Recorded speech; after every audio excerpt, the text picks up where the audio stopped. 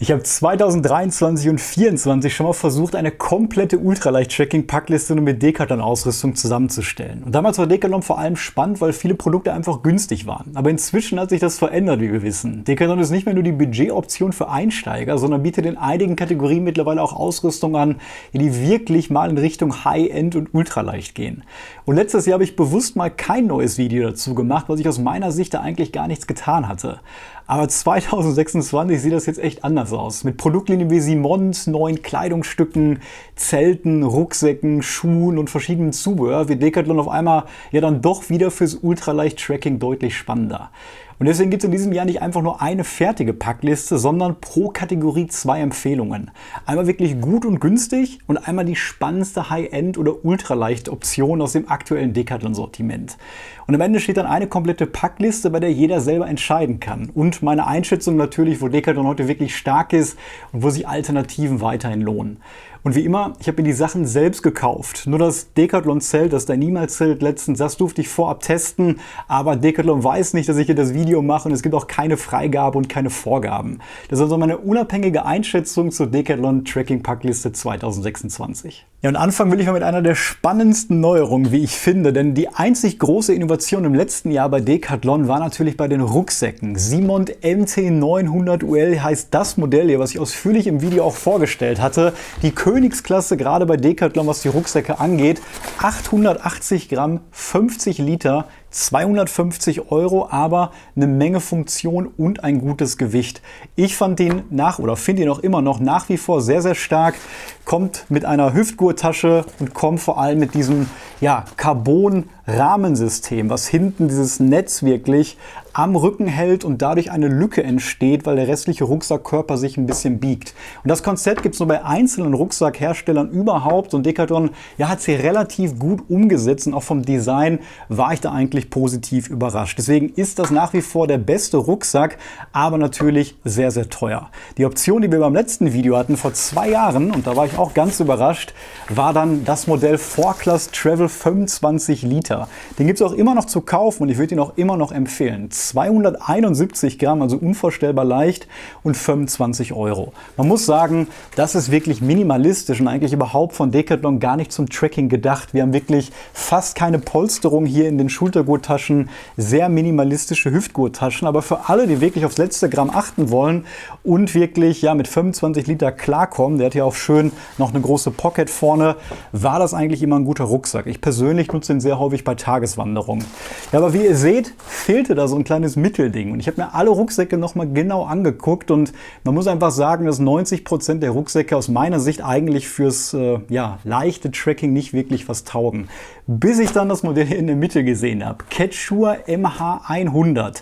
Wir haben auch die Mitte von der Kapazität 35 Liter und das ist der allererste Rucksack unter 1 Kilo, den ich dann in dieser Preisklasse überhaupt gefunden habe.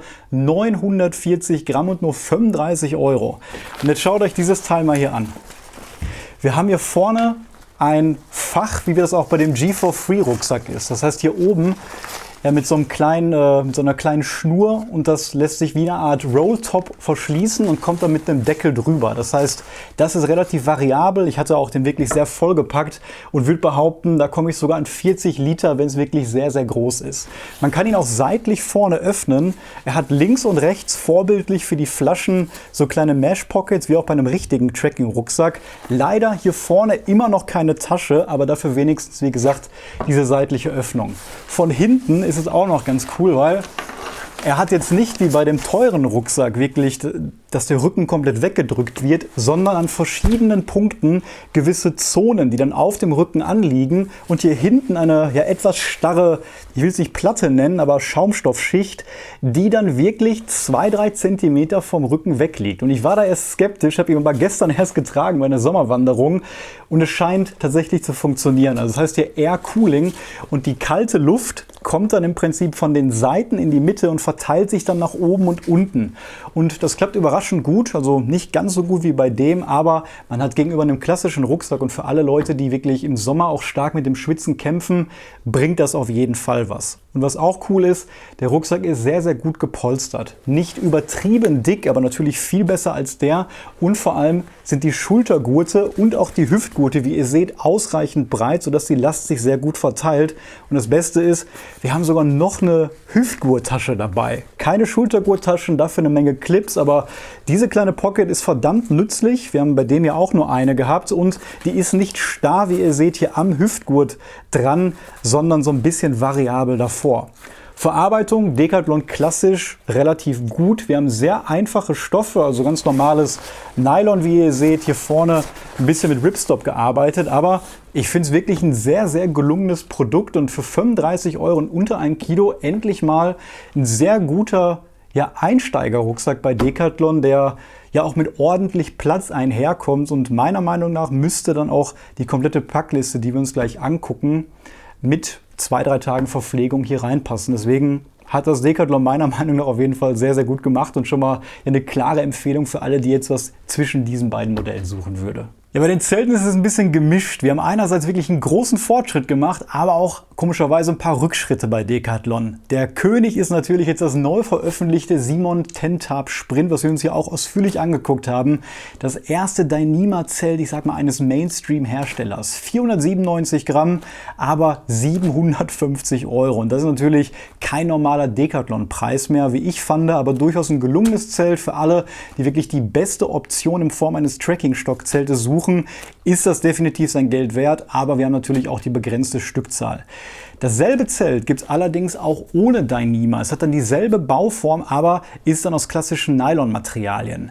Und das ist aber im Gegensatz zu dem Tab-Tent hier doppelwandig. Das heißt, wir haben wirklich eine Außenschicht und dann noch ein Innenzelt. Das wiegt dann 1250 Gramm, kostet aber auch nur 189 €. Das heißt, man hat da erst 2,5-fache an Gewicht, aber ja wirklich nur fast ein Viertel oder Fünftel des Preises. Es ist auch leider nur für 2 Personen erhältlich. Wir hatten ja mal dieses super Ein-Personen-Zelt, was nur 700 Gramm gewogen hat, aber das gibt es leider nicht mehr im Sortiment. Und wenn man dann nach einem Stangenzelt wirklich guckt, also nicht für jeden sind natürlich diese Wanderstockzelte etwas, dann gab es da das Condenseless-Zelt, das habe ich hier gerade liegen und das hatte ich getestet und ja, das hat mir nicht wirklich so gut gefallen. Klar, dieses Condenseless hat funktioniert, aber es gab dann ja ein paar Kompromisse, es war nicht ganz freistehend und irgendwie ja, hat es mir ansonsten nicht so gut gefallen. Wenn man doch ein Stangenzelt bei Decathlon haben möchte, dann gibt es das MT900 auch von Simont und das kostet ebenfalls 189 € und wiegt 1250 Gramm. Also sehr ähnlich hier zum Tentab Sprint. Da kann man sich für den Preis entscheiden, was man haben möchte. Ich finde allerdings, ein Stangenzelt sollte nicht über 1 Kilo eigentlich im Optimalfall liegen, außer man sagt jetzt wirklich, man teilt sich vielleicht das Trekking-Stock-Zelt, dann wird es passen. Aber ja, ich finde, bei den Zelten könnte man noch mal ein bisschen nachlegen und hoffe, dass dann noch da ein paar Stangenzeltoptionen kommen, die vielleicht mal irgendwann die 1-Kilo-Grenze für eine Person auch knacken könnten. Ich empfehle immer mit Trekkingstöcken auf Tour zu gehen. Für alle, die das aber nicht machen möchten oder mit dem Fahrrad unterwegs sind und trotzdem dann diese Tab-Zelte aufspannen möchten, für die bietet Decathlon auch Stangen an. Von Simont 115 Gramm, 20 €, aber leider aus Alu, dementsprechend ein bisschen schwer. Würde aber natürlich reichen, um das Dyneema-Zelt hier aufzuspannen. Bei den Trekkingstöcken hat sich ansonsten auch eine Menge getan. Wir haben uns mal dieses ganz günstige Modell hier angeguckt für 6 € von 4Class. Ja, das ist eigentlich aus meiner Meinung nicht richtig gut zu gebrauchen, ist eigentlich nur eine Metallstange mit einem kleinen Schaumgriff da vorne. Besser hat mir 2024 dieses Modell hier aus dem Speed-Hiking-Bereich gefallen, was leider jetzt auch nicht mehr im Sortiment leider vorhanden war, denn das ist wirklich ein sehr guter Kompromiss gewesen aus Preis und Gewicht. Aber Decathlon hat nachgelegt und auch wieder unter dem Decknamen Simon Sprint, nämlich ein Trekkingstock aus Carbon. Und tatsächlich der erste Trekkingstock, der unter 200 Gramm wiegt, nämlich 185 Gramm. Und damit habe ich bei Decathlon eigentlich überhaupt nicht gerechnet. Der kostet 120 €, also 2 Stück natürlich davon und hat die Länge bis 1,30 Meter. So sieht er ausgefahren aus und wie ihr seht, ist er hier oben wirklich aus relativ dünnem Carbon, hier unten aber mit einer kleinen Aluminiumspitze. Und das ist gar nicht mal so verkehrt, denn die meisten Unfälle passieren wirklich, wenn man irgendwie an Steinkanten fest stecken bleibt. Und da ist natürlich Alu deutlich robuster als Carbon. Deswegen finde ich es eigentlich ein sehr guter Kompromiss. Gerade bei den Simont-Produkten achtet man generell ja immer auf Gewicht einerseits, aber dann auch so ein bisschen auf Robustheit, weil Decathlon natürlich auch eine große Garantie im Zweifel anbietet. Den gibt es standardmäßig als Dreiteiler und die Verschlussmechanik finde ich eigentlich ganz cool. Man kann hier oben die Länge variieren, steckt dann hier so eine kleine Metallkappe fest und der Rest des Stocks zieht sich dann eigentlich zusammen und ist immer, wie ihr seht, mit diesen kleinen Leinen hier befestigt. Also relativer Standard, aber ich finde, es wirkt wie ein hochwertiges Produkt, ist auch sehr bequem beim Laufen. Wir haben einen ganz normalen Standard ergonomischen Griff hier oben, auch mit einem leichten Nylon hier dran und eben einer fast schon transparenten Schlaufe hier oben. Deswegen, ich finde es ein sehr gelungenes Produkt. Muss natürlich jeder selber wissen, ob er da 120 € für Trekkingstöcke ausgibt. Die anderen aus Carbon, die ich nutze, die kosten meistens im Bereich so 99, 100 € bis 150 €. Von daher eigentlich in der Mitte und natürlich da der Vorteil bei Decathlon, die Garantie. Deswegen finde ich das auf jeden Fall schon mal eine sehr gelungene Entwicklung. Und das größte Problem meiner Meinung nach bei Decathlon waren in den letzten Jahren die Isomatten. Einer der Hauptgründe, warum ich auch letztes Jahr gar kein neues Video gemacht habe, weil es einfach keine brauchbare Isomatte gab. Die meisten Isomatten, die es jetzt letztes Jahr gab und immer noch gibt, das ist zum Beispiel die hier, die haben alle nur sehr, sehr geringe R-Werte. Zum Beispiel das Modell 1,5 wiegt trotzdem 520 Gramm und kostet 90 €. Und so ein geringer R-Wert ist dann vielleicht was für absolute Sommertouren, aber selbst da ist mir persönlich immer ein größerer R-Wert lieber. Dann haben wir natürlich diese schaumstoffbasierten Matten, die ich eigentlich ganz gut finde. 20 €, klassischer Standard wie die Z-Lite zum Beispiel, 370 Gramm, 2,1 R-Wert. Da gibt es eine isolierende Version, eine normale von 4Class, ist ein bisschen komisch. Die hier ist auf jeden Fall ein bisschen leichter und hat fast denselben R-Wert. Ich glaube, die andere hat 0,1 mehr. Aber 2024, falls ihr euch erinnert, hatten wir eine sehr gute Isomatte, nämlich die Simont MT900. Damals hieß sie noch ein bisschen anders. Die gab es dann aber nicht mehr und jetzt ist sie endlich wieder da. 615 Gramm in Größe L, also 1,83 Meter Länge, 54 cm Breite und 9 cm Dicke. 129 € und ein R-Wert von 5,4.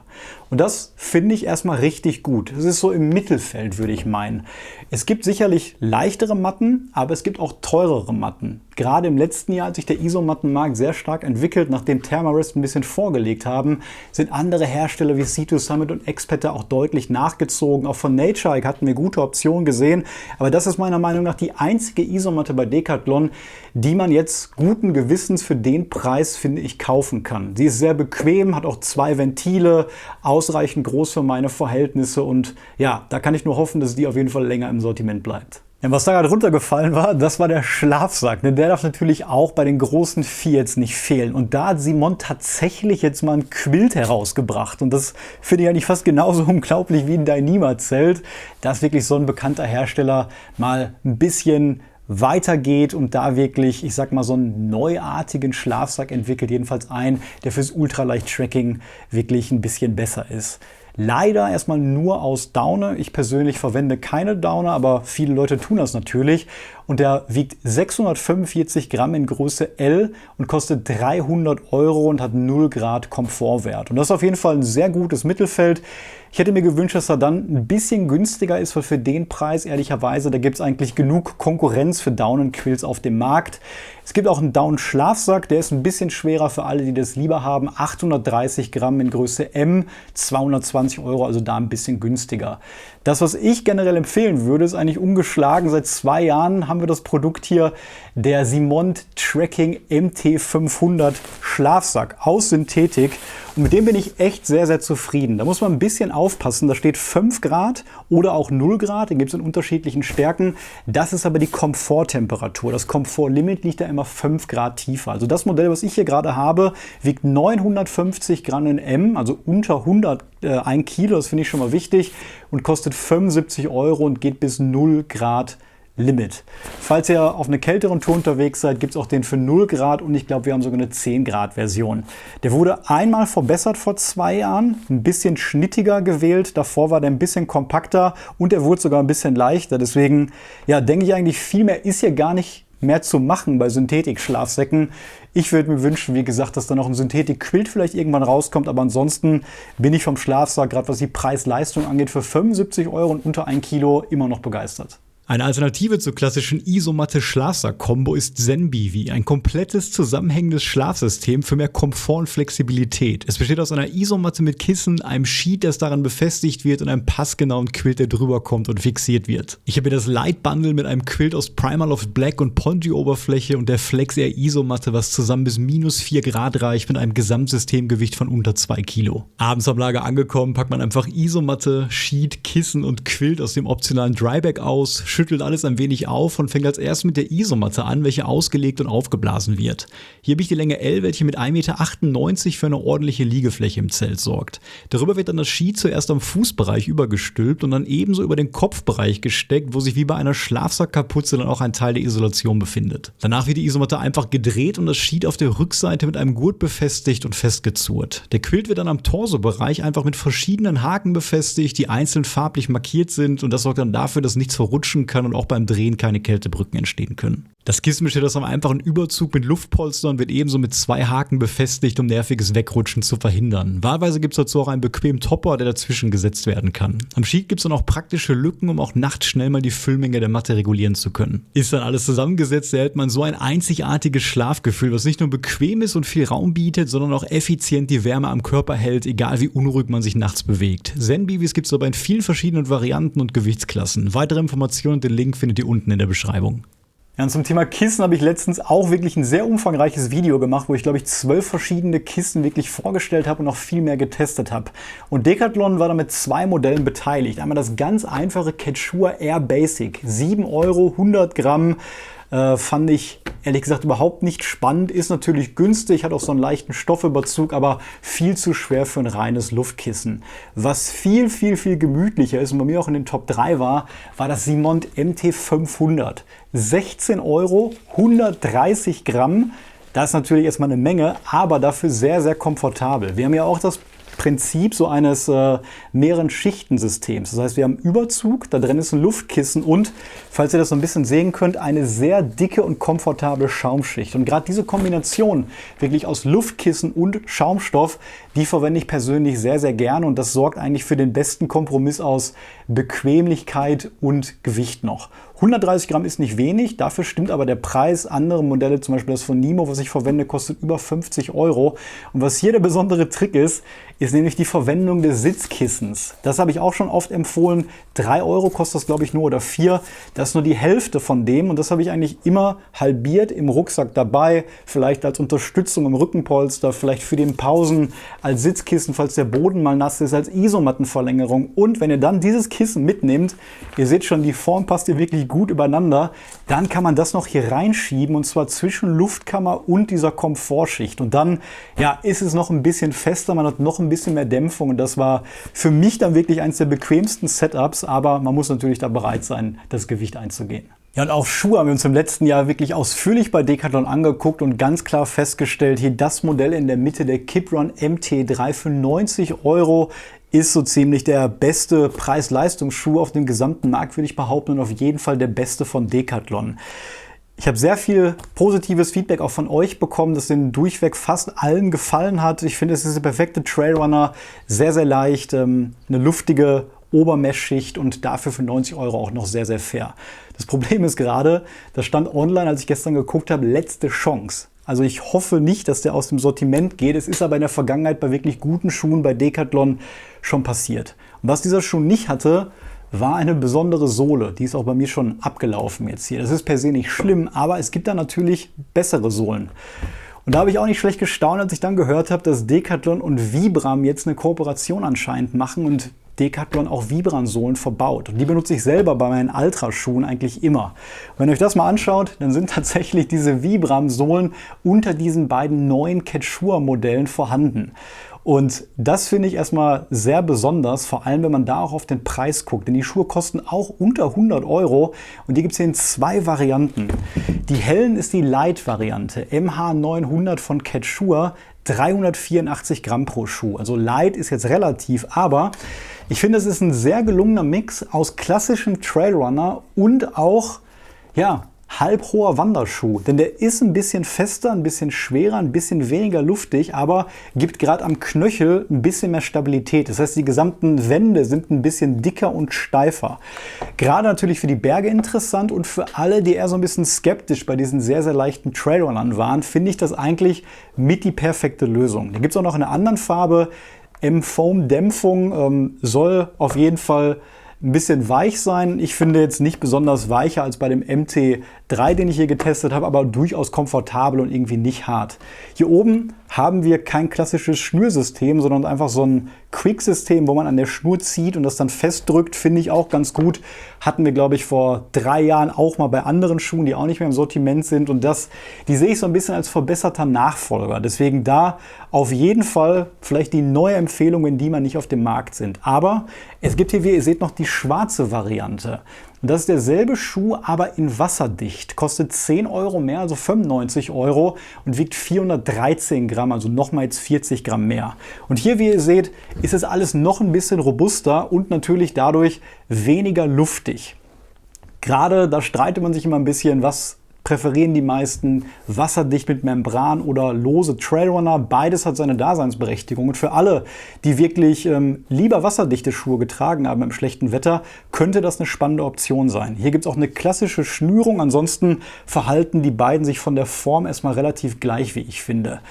Ich finde immer, diese offenen Schuhe, wie das die beiden Modelle sind, die sind für den Normalfall besser. Aber wenn ihr zum Beispiel jetzt nur Tageswanderungen macht, wo irgendwie Pfützen sind, es geregnet habt oder vielleicht in Schweden eine Hüttenwanderung macht, wo es Trockenräume gibt oder vielleicht auch im Winter unterwegs seid, wo es sehr kalt ist und schneelastig, dann haben wasserdichte Schuhe auf Trekkingtouren durchaus eine Daseinsberechtigung. Aber man darf nie vergessen, wird der Schuh wirklich einmal von innen nass, trocknen die wirklich sehr, sehr viel langsamer und das Mikroklima im Schuh kann auch ein bisschen schlechter sein, das heißt mehr Gestank und vielleicht durch die Nässe dann auch mehr Blasen. Das muss jeder selber wissen, aber dafür gibt es eben jetzt diese beiden Modelle. Und auch bei der Technik gibt es endlich mal wirklich eine sehr dringende Verbesserung. Dieses Kopflampenmodell gab es schon unter verschiedenen Markenbezeichnungen, ich glaube seit 4 oder 5 Jahren. Es war durchaus brauchbar, hat wenig gekostet, ich glaube 44 Gramm gewogen, aber ja, die Akkulaufzeit war nicht die beste, die Helligkeitsstufen und wir haben vor allem ja noch Micro-USB gehabt. Das war nicht mehr so zeitgemäß. Und auch hier hat Simont jetzt eine neue Lampe auf den Markt gebracht. Ich dachte erst, das wäre das gleiche mit einem anderen Band und einem anderen Logo, aber nein, wie ihr seht, es sieht von der Front auch ein bisschen anders aus. Das ist die UL500 150. Und vom Gewicht her hat man auf dem Papier offiziell 3 Gramm gespart. Da liegen wir bei 44 und bei der neuen 42. Das ist jetzt nicht erwähnenswert, aber wir zahlen ja nur 20 Euro am endlich USB-C und laut von den Spezifikationen soll ja alles ein bisschen besser sein. Akkulaufzeit, Helligkeit und so weiter. Deswegen, falls ihr noch keine Kopflampe habt und die sucht, da liegen wir bei dem Modell jetzt gar nicht mehr so weit entfernt von den klassischen Nightcore oder Petzl-Modellen. Bei der Küche gab es 2024 im Video die größte Neuerung von allen, denn endlich hatten wir mal einen ultraleichten Kocher, den Simont MT900, der nur noch 50 Gramm gewogen hat und damit eigentlich genauso viel wie die leichtesten anderen Kocher. 55 Euro hat er allerdings gekostet, deswegen auch da wieder ein bisschen mehr, aber durchaus brauchbar, hatte ich auch ausführlich getestet. Und die große Überraschung war, dass es endlich mal einen Topf aus Titan bei Decathlon gibt. Nur 78 Gramm, 400 Milliliter und nur 20 Euro. Also auch da deutlich günstiger als viele andere Töpfe und vom Gewicht her auf jeden Fall sehr konkurrenzfähig, aber ohne Deckel. Das ist jetzt das gleiche Modell, aber nicht aus Titan, wiegt dementsprechend das Doppelte, kostet aber auch nur 5 Euro für alle, denen das vielleicht auch reicht. Die Spork, die gibt es glaube ich schon seit 6 oder 7 Jahren.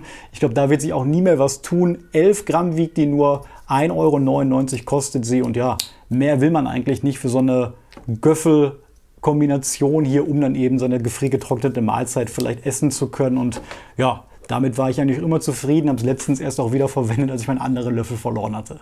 Wo es aber nochmal richtig spannend geworden ist und jetzt viele gute Neuerungen gekommen sind, ist bei der Kleidung. Angefangen mit dem Base Layer. Ich trage hier gerade das Kip Run Base Layer Langarm, was ich letztes Mal empfohlen habe und trage es auch immer noch gerne, weil es guter Synthetikstoff ist und wirklich sehr schnittig sitzt. Und jetzt gibt es davon 2 Nachfolger. Wir alle haben vielleicht Ada Saatchi gesehen, wie er mit dem Decathlon 15 Euro Angelshirt gelaufen ist, weil es Sonnenschutz hat. Und das gibt es mittlerweile auch in der normalen Trekking- oder Running-Serie Kip Run. Das ist das weiße Shirt, hier hat ungefähr denselben Schnitt wie meins, was ich ich gerade trage, mit einem Sonnenschutz von 50. Weiß natürlich die Farbe, die erstmal am kühlsten dann auch ist, kostet nur 15 Euro und wiegt 127 Gramm in L. Also für alle, die wirklich ein Sun-Shirt jetzt ohne Hoodie suchen, kann ich das auf jeden Fall empfehlen. Ansonsten der direkte Nachfolger von dem Running-Shirt, das ich hier trage, was erstmal keinen ausgewiesenen Sonnenschutz hat, aber ein bisschen atmungsaktiver ist, weil es hier verschiedene Poren hat, ist dieses Modell von Kiprun. Gibt es auch in verschiedenen Varianten, weiß oder schwarz, glaube ich noch, kostet 10 Euro mehr und das ist das, ja, was ich im Zweifel tragen würde, wenn ich nicht durch die Wüste laufen würde. Zum Beispiel, weil ich mit den Materialien und dem Schnitt eigentlich bei Decathlon immer sehr, sehr gut klargekommen bin. Dann haben wir die Midlayer und gerade Decathlon Fleece war immer von der Preis-Leistung her das Beste, was so die Einsteiger angeht. Und ursprünglich hatten wir hier das Modell in der Mitte. Und das ist einfach so ein durchgängiger, zusammenhängender Fleece gewesen, der ich glaube nur 5 Euro oder so gekostet hat. Gar nicht so viel wollte, sehr günstig war, sehr leicht war und einfach funktioniert hatte. Was dann ein bisschen besser war, war die Variante danach, nämlich dieses Modell von Quechua hier mit einem kleinen Grid-System. Ein bisschen robuster auf jeden Fall und durch die kleinen Kammern noch pro Gramm ein bisschen größere Wärmeleistung. Leider gibt es dieses Modell nicht mehr. Man hat sich jetzt anscheinend entschlossen, diese beiden Modelle so zu fusionieren und daraus ein Hybrid zu machen. Und daraus ist dann dieses Modell hier entstanden. Das hat 200 Gramm Vlies pro Quadratmeter, kostet 13 Euro und ist aus einem dickeren Vlies, direkt hier mit dem Decathlon-Logo drauf. Auch mit einem Viertel-Zip und einem kleinen Kragen. Also durchaus ein sehr, sehr warmer Midlayer. Deutlich wärmer als die beiden, würde ich sagen. Und ich ziehe mal kurz an. Und es ist sehr schnittig, wie ihr seht. Und mir wird direkt hier warm in meiner Dachgeschosswohnung, weil wir gerade 30 Grad draußen haben. Also wirklich ein sehr, sehr warmes Modell. 237 Gramm. Ich finde pro Gramm da noch eine gute Wärmeleistung. Es gibt natürlich leichtere Base Layer, die dann vielleicht ein bisschen weniger Wärmeleistung auch bringen, aber für 13 Euro ist es jetzt meiner Meinung nach der auch einzige gute Base Layer bei Decathlon und dann auch für einen fairen Preis. Also für alle, die Fleece suchen, den würde ich dann auf jeden Fall bevorzugen. Darüber fehlt dann natürlich noch eine isolierende Puffy-Jacke und da hat Decathlon zum Glück auch das Rad seit dem letzten Mal nicht neu erfunden, denn da haben wir immer noch die Vorklass MT100 Synthetikjacke. Und mit der bin ich sehr zufrieden, ist schon meine zweite. Ich hatte die erst in Schwarz und jetzt in Blau. In Schwarz kostet die gerade 25 Euro und in den anderen Farben 40 Euro. Auch da steht gerade leider letzte Chance und da wäre ich wirklich sehr traurig, weil ich eigentlich die Jacke für den Preis perfekt finde. Ich habe da nie Probleme mit dem Reißverschluss gehabt, nie irgendwelche Löcher, wie ihr seht.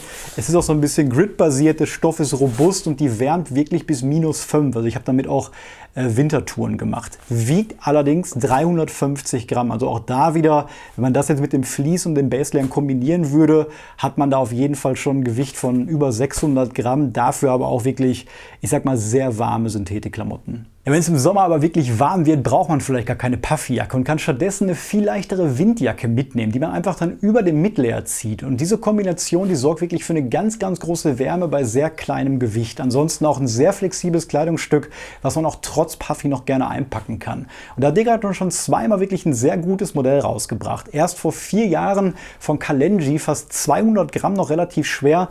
Dann 2024 das Modell von Everdict mit 124 Gramm, glaube ich, was ich heute immer noch wirklich sehr, sehr häufig im Alltag und bei Tageswanderung trage.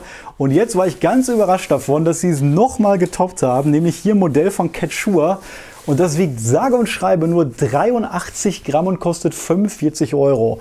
Und für alle, die sich ein bisschen mit Windjacken in der Ultraleichtszene auskennen, die wissen jetzt, dass das wirklich sehr, sehr konkurrenzfähig ist. Einerseits, weil die Jacken bei dem Gewicht deutlich teurer sind und weil 83 Gramm wirklich ein sehr, sehr gutes Gewicht ist. Also es gibt natürlich Windjacken, die sind nochmal 10, 20 Gramm vielleicht leichter, aber nicht mehr viel. Und da merkt man natürlich auch keinen großen Unterschied mehr. Arme auf jeden Fall auch sehr weit geschnitten, was mir immer wichtig ist. Und wir haben sogar bei dem Gewicht noch 2 Taschen an beiden Seiten, was bei manchen UL-Modellen auch nicht mehr Standard ist. Also ich finde sie so gut und werde sie jetzt natürlich auch tragen, dass ich jetzt wirklich auch unabhängig davon, ob es von Decathlon ist oder nicht, wirklich diese Windjacke als Standard auch empfehlen würde, weil das Preis-Leistungs-Verhältnis und das Gewicht einfach sehr gut sind. Und ich habe es letzte Woche im Kleidungsvideo schon erzählt, Decathlon hat noch ein Riesenproblem gelöst, nämlich beim Thema Regenjacken. Das war nämlich auch wirklich sehr, sehr schwer.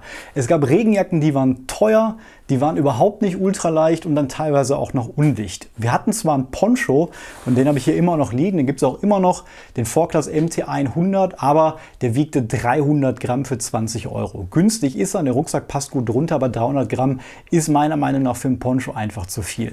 Ja, was hat Decathlon jetzt gemacht? Die die haben zwei sehr einfache Regenjacken bzw. ja, einen Regenhoodie rausgebracht. Beide von Quechua, 12 Euro und 18 Euro. Und der eine hat einen halben Zip, also wirklich bis hier, und wiegt 189 Gramm. Ja, und das Besondere ist, dass wir hier einen sehr einfachen Stoff haben. Der ist sehr leicht, der ist nicht besonders robust und der ist auch nicht besonders atmungsaktiv. Aber wir haben sehr gut verklebte Nähte. Bei mir hat er durchaus bisher dicht gehalten und auch die Bewertungen, die ich jetzt durchweg gelesen habe, das ist natürlich auch immer eine gute Referenz, wenn da tausende Bewertungen sind, waren auf jeden Fall positiv, vor allem für den Preis. Dafür haben wir eine mechanische Belüftung. Ich ziehe es gleich auch mal an. Das heißt, man versucht so ein bisschen wie beim Poncho teilweise hier die Luft wirklich rauszukriegen, ohne dass Wasser reinkommt. Und der ganz große Trick, den ich da jetzt bei gemacht habe, ist, ich habe mir die einmal in M, in L und in 3XL gekauft. Und da mich beim Poncho immer stört, dass der keine langen Arme hat. Also die meisten Modelle haben das nicht und dann werden die Ärmel so ein bisschen nass. Habe ich gedacht, kann man den in der Größe nicht dann einfach über den Rucksack anziehen? Das ist ein bisschen schwierig bei dem Hoodie-Modell, weil man es dann einfach drüber stülpen muss und dann geht es sich hinten gut rüber. Aber gerade bei der Regenjacke zieht man es einfach dann so rum an und kann es zuschließen. Man muss das einmal im Laden testen, da hat man natürlich bei Decathlon den Vorteil, aber wenn ihr jetzt keinen 50-Liter-Rucksack dabei habt, sondern ein bisschen kleiner und vielleicht jetzt ja sowieso eine kleinere Körpergröße vielleicht habt, dann passt das durchaus. Also bei mir hat es sogar beim normalen Trekking-Rucksack jetzt von Heiberg oder Zpacks mit 3 Tagen Nahrung gepasst und ich fand es dann sehr bequem. Es war dann so eng wie mein DCF-Poncho, hatte dann immer noch durch die Lücke von Körper und Rucksack wirklich eine mechanische Belüftung und vor allem bei sehr starkem Wind ist da nichts verrutscht und ich hatte trotzdem lange Arme. Also so sieht die Regenjacke aus. Mir auch immer wichtig, hier lange Ärmel mit einem Gummizug dabei, dass da auch ja nichts irgendwie reingeht und natürlich mit Kapuze, die man hier bis oben schließen kann und diesmal sogar wirklich ja, ein Gummizug. Das hatte bei anderen Modellen früher auch gefehlt. Also so sieht das Ganze dann in 3XL aus. Natürlich ein bisschen voluminöser, man hat also viel Platz, dadurch auch ein bisschen mehr Gewicht, aber immer noch deutlich weniger als der offizielle Poncho. Und hier nochmal einerseits wirklich die mechanischen Öffnungen wirklich auf Brusthöhe und hier drin die verklebten Nähte, die wirklich überall vorhanden sind. Bei den Handschuhen haben wir nach wie vor die 4 Euro Fließhandschuhe, 20 Gramm pro Stück und ich glaube, da wird sich auch nie was verändern, weil das ist ein perfektes Produkt, nicht zu dünn, nicht zu dick, verwende ich selber immer häufig und ja, 4 Euro und 2 Euro pro Handschuh ist natürlich wirklich ein konkurrenzloser Preis. Wo ich beim ersten Mal beim Decathlon-Video wirklich überrascht war, dass wir dann auch wasserdichte Überziehhandschuhe haben. Es gibt ja welche, die sind wirklich sehr dick, auch für den Bergsport, aber man hat hier mit diesem Modell dann zum ersten Mal Überziehhandschuhe geschaffen, die auch günstiger waren. Ich glaube, die haben damals noch 30 Euro gekostet, aber wenn ich die mit meinen zum Beispiel von OMM oder Zpacks vergleiche, dann ist das hier nur ein Drittel oder vielleicht die Hälfte des Preises. Und da hat man tatsächlich auch noch jetzt eine Verbesserung gemacht mit den Simont MT500. Die wiegen ungefähr gleich viel, 23 Gramm einer, sind aber günstiger geworden, 20 Gramm und ein bisschen besser. Bisschen schnittiger, mir gefallen sie von der Farbe besser. Wir haben jetzt hier ein anderes Zusystem, womit man die zumachen kann. Sind natürlich Fäustlinge, aber passen meiner Meinung nach super zu den Fließhandschuhen. Und schon hat man für 24 Euro wirklich ein zweischichtiges Handschuhsystem, was dann eigentlich für jede Tour reicht. Ich nehme selbst wasserdichte Handschuhe immer im Sommer zum Beispiel mit und gerade wenn man mit Trekkingstock läuft, dann kann das schon mal wichtig sein, dass man da auf jeden Fall warme Hände hat. Passend zu der neuen Regenjackenkollektion gab es auch eine neue Regenhose, die NH500, die ich hier habe. Ist sehr weit geschnitten aus demselben Material, wiegt 240 Gramm in M und kostet 18 Euro. Der Preis ist durchaus fair, wasserdicht ist sie auch, aber 240 Gramm ist jetzt schon sehr viel für eine Regenhose, wenn ich daran denke, dass meine normale nur 80 Gramm wiegt. Beim letzten Mal hatten wir die Laufhose hier von Decathlon, die Laufregenhose von Kiprun, die gibt es auch immer noch. Die kostet das Dreifache 60 Euro, bringt 190 Gramm mit und ist ein bisschen schnittiger. Die präferiere ich sowohl von der Optik als auch vom Gewicht, aber wenn wir jetzt hier die Wahl haben, wirklich nach einem, ich sag mal, High-End-Gegenstand oder nach einem Budget-Gegenstand, dann kann man sich vielleicht die 42 Euro sparen, wenn man bereit ist, 50 Gramm mehr mitzunehmen. Für alle, die wie ich auch im Zelt nachts wirklich eine separate Schlafhose, Fließhose anhaben wollen, die ein bisschen Wärme gibt und auf jeden Fall trocken ist, da gibt es von Decathlon wie beim letzten Mal auch keine Fließhose mehr irgendwie im Trekking- und Wanderbereich, sondern nur eine aus dem Jagdbereich, nämlich von Solonac Fleece 100, 15 Euro. Ist übrigens 3 Euro teurer geworden in den 2 Jahren, habe ich letztens noch gesehen, wiegt 187 Gramm laut Spec, sogar 1 Gramm weniger. Und ja, die ist auf jeden Fall sehr, sehr warm, sehr bequem wie eine Jogginghose. Natürlich gibt es jetzt Hosen aus Alpha Direct, die wiegen jetzt die Hälfte, sind dann vielleicht ein bisschen weniger warm, weil das schon sehr, sehr dick ist, kosten dann aber auch wirklich das Sechsfache. Deswegen für alle, die ja gerade mit dem Tracking starten und wirklich eine andere Hose noch suchen, da finde ich die nach wie vor gut und die gibt es auch nur in der Farbe grün. Bei Hosen, die man tagsüber trägt, da bin ich, wie ihr wisst, kein Fan von langen Hosen oder von den Zip-Hosen. Habe mich da auch nicht so genau bei Decathlon umgeschaut. Da laufe ich eigentlich immer in kurzen Hosen und da in doppellagigen kurzen Hosen, sodass man da gerade den Oberschenkel noch eine gewisse Wärmeleistung hat. Wenn es mir dann irgendwie zu kalt wird, habe ich immer noch meine Regenhose. Wenn es dann noch kälter wird im Winter, dann ziehe ich meine Fleecehose einfach drunter und damit bin ich tausendmal geschützter und wärmer als mit einer klassischen langen Hose. Für alle, die dann auch so eine kurze Hose haben wollen, da kann ich euch wie immer nur die Kiprun Ultra 900 empfehlen. Die habe ich dreimal. Ich trage sie jetzt gerade auch zum Beispiel. Ich habe die auf jeder einzelnen Tracking-Tour an in den letzten 6 Jahren, glaube ich. Das neue Ultra-Modell sieht ein bisschen anders aus, ist ein bisschen schnittiger. Aber der große Vorteil bei diesen Hosen ist, dass sie 5 Taschen haben. Vorne in der Mitte lagere ich mein Smartphone. Hinten lagere ich zum Beispiel mein Geld und meine Karten.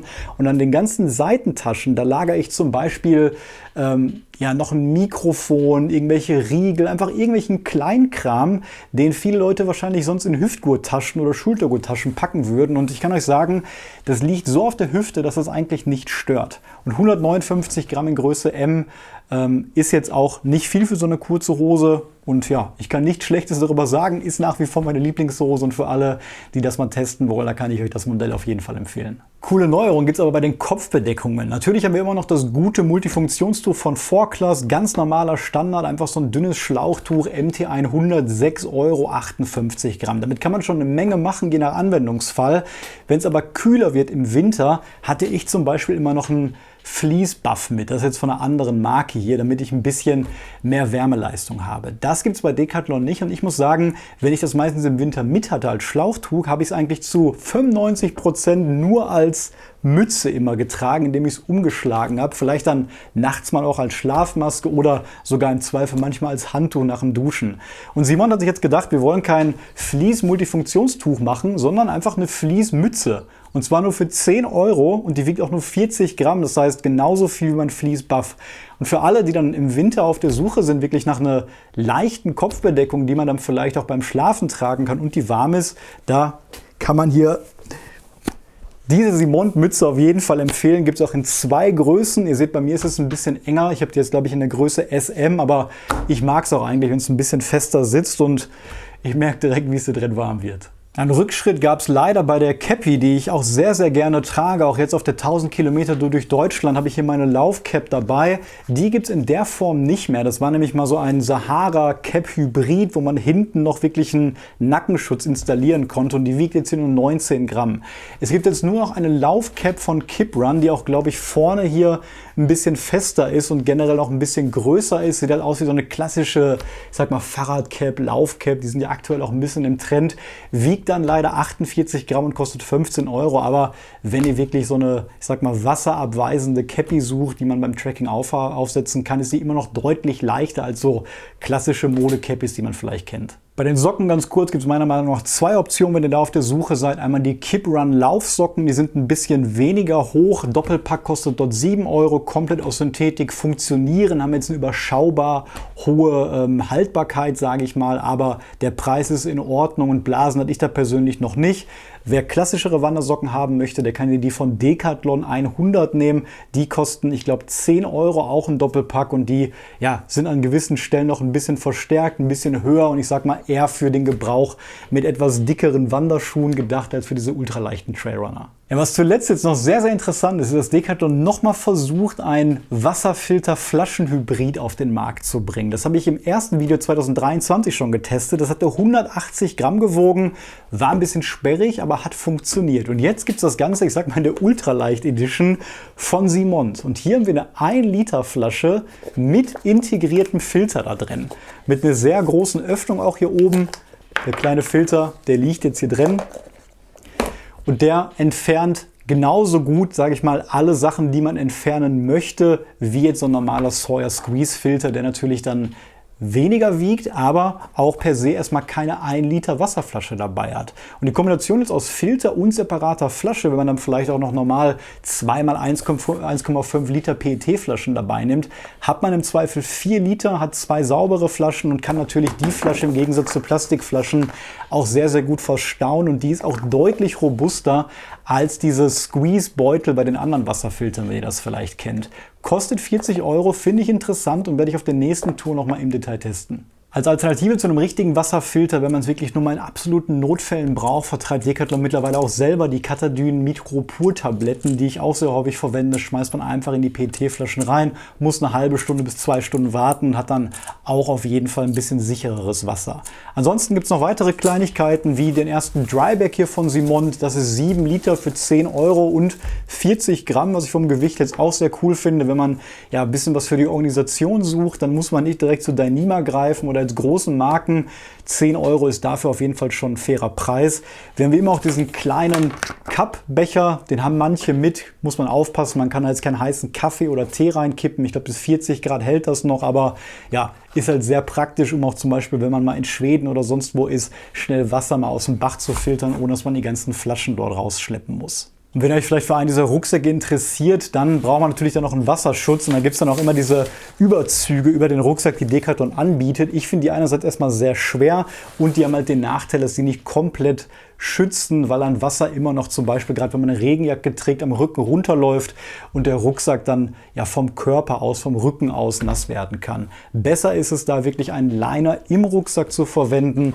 Da kann ich euch auch mal ein Produkt verlinken. Das bietet Decathlon nämlich nicht selber an. Im Zweifel reicht da auch eine ganz einfache Mülltüte, aber es gibt Folien, die wirklich ein bisschen reißfester sind. Da geht dann nicht so schnell was kaputt. Die halten auch mehrere Touren aus und dann steckt man sich da so eine 40 Liter Tüte einfach rein und hat wirklich eine richtige geschützte Schicht nochmal, gerade für die wichtigen Sachen wie Schlafsack oder Schlafkleidung. Also als Fazit haben wir hier, wenn man jetzt nur die besten Sachen nehmen würde, auf jeden Fall eine Packliste unter 5 Kilo. Je nach Konfiguration wahrscheinlich unter 4,5 bis sogar 4 Kilo, wenn man zum Beispiel auf Dyneema hier zum Beispiel setzt. Aber in der Realität wird es wahrscheinlich eine Mischung aus all dem sein, wo es dann eher Richtung 5 Kilo gehen wird. Dennoch kann man mittlerweile bei Decathlon, wie ihr seht, ja eine noch bessere, gute Tracking- bis Ultraleicht-Tracking-Packliste zusammenbauen. Der große Vorteil ist, wenn man jetzt bei Decathlon kauft, ist natürlich, es kommt von einem großen Hersteller, sowas wie anprobieren im Laden, selber angucken, testen, retournieren und vor allem diese lange Garantie, teilweise bis 5 Jahre, ist da wirklich einzigartig. Außerdem bietet Decathlon, davon habe ich auch schon mal Gebrauch gemacht, Ersatzteile an. Wenn beim Zelt mal eine Stange kaputt ist oder beim Wasserfilter die Kappe fehlt, dann kann ich die im Decathlon Online Store wirklich nachbestellen, weil Decathlon wirklich darauf achtet, ein bisschen nachhaltiger zu werden. Man kann auch teilweise seine Sachen wieder an Decathlon zurückverkaufen und es lohnt sich manchmal zu gucken, ob die Sachen auch gebraucht auf dem Second-Hand Decathlon-Markt zu haben sind. Da kann man dann schon mal 20% für so refurbished Isomatten zum Beispiel sparen. Also ich finde den Trend auf jeden Fall gut. Ich finde gut, dass da auch mittlerweile, ich sag mal, die High-End-Ultraleicht-Leute auf ihre Kosten kommen, es aber immer noch Modelle gibt, gerade für Einsteiger und man aber immer noch auf diese Robustheit so ein bisschen setzt. Das kann man natürlich nicht anders machen als großer Hersteller. Ich meine, wer auf das letzte Gramm setzt, der kann sicherlich auch bei anderen Herstellern dann noch sehr gute Sachen finden und gerade bei Produkten wie jetzt den Isomatten oder den Zelten, da machen sicherlich auch andere Hersteller Sinn. Also es ist natürlich nicht so, dass man jetzt die komplette Packliste über Decathlon kaufen sollte, aber wie ihr seht, geht das und dann landet man auch bei gar keiner schlechten Konfiguration mittlerweile, wie ich finde. Ja, ihr könnt euch nicht vorstellen, wie warm mir gerade ist. Ich bin schon echt am Schwitzen, vor allem nach der Anprobe hier. Ich hoffe, das Video konnte euch ein bisschen helfen, Einblick geben über den aktuellen Marktstand bei Decathlon. Ich werde euch wie immer unten alle Produkte nochmal genau verlinken, die ich euch jetzt hier gezeigt habe. Und ja, würde mich immer freuen, wenn ihr mich abonniert. Bis zum nächsten Mal.